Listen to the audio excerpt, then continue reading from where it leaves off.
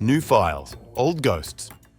The Epstein archive cracks open again, and inside, an accusation aimed at Donald Trump. An FBI memo, a girl, and a chilling line. Let me teach you how little girls are supposed to be.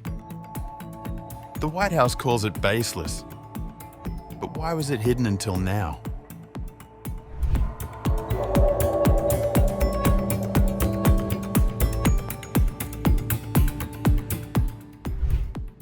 The United States Department of Justice has released additional documents linked to the late financier and convicted sex offender Jeffrey Epstein, including FBI interview summaries containing allegations against US President Donald Trump.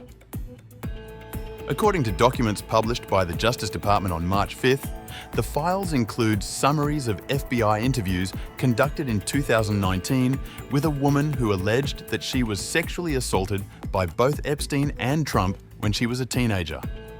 The department said the files had previously not been made public because they were incorrectly coded as duplicative during earlier document releases related to the Epstein case. The FBI interview notes describe allegations made by the woman, whose identity is redacted, claiming that Epstein introduced her to Trump when she was between 13 and 15 years old during trips to either New York or New Jersey. Let me teach you how little girls are supposed to be. The quote appears in the FBI interview notes describing what the woman alleged Trump said before attempting to force her to perform. According to the same FBI records, the woman told investigators she resisted and bit Trump, prompting a violent reaction. Get this little bitch the hell out of here. The line was recorded in the interview summary as the woman's recollection of what Trump allegedly said after she resisted, though the documents do not include independent corroboration of the claim. The files also indicate that investigators attempted to obtain additional details from the woman during multiple interviews in 2019. In response, the agent wrote, She asked what the point would be of providing the information at this point in her life, when there was a strong possibility nothing could be done about it. According to the interview memo, the woman made the comment when FBI agents asked whether she would provide further details about the alleged encounter. The allegations have not been substantiated, and Trump has denied any wrongdoing in connection with Epstein. The Justice Department has previously stated that some materials in the Epstein archive contain untrue and sensationalist claims about the president. Trump has already denied any wrongdoing. When the allegations first began circulating on social media, White House Press Secretary Karoline Leavitt dismissed the claims. The allegations are completely baseless accusations, backed by zero credible evidence, from a sadly disturbed woman who has an extensive criminal history. The total baselessness of these accusations is also supported by the obvious fact that Joe Biden's Department of Justice knew about them for 4 years and did nothing with them, because they knew President Trump did absolutely nothing wrong. As we have said countless times, President Trump has been totally exonerated by the release of the Epstein files. Trump has faced allegations of sexual assault and sexual misconduct before, including accusations from multiple women who came forward during the 2016 presidential campaign.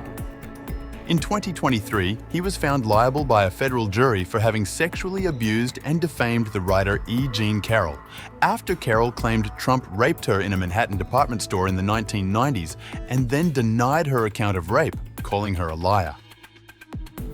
Trump has asked the Supreme Court to overturn the $5 million judgment the jury awarded Carroll.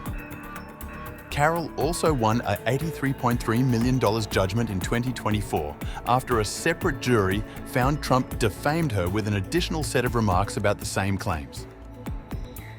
The document release has intensified political scrutiny in Washington.